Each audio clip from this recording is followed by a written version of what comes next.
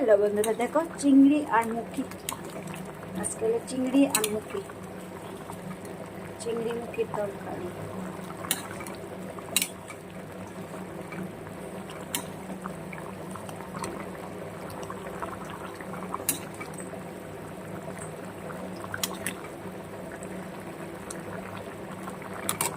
চিংড়ি আর মুখি তো খুব টেস্ট হয়।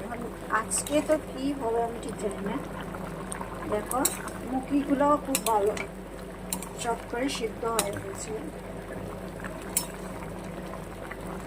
এইভাবে মুখি, এই বর্ষাকালে মুখি আর চিংড়ি দিয়া একটা ঝুলের মতন বানিয়ে খাও, বন্ধুরা খুব ভালো লাগবে।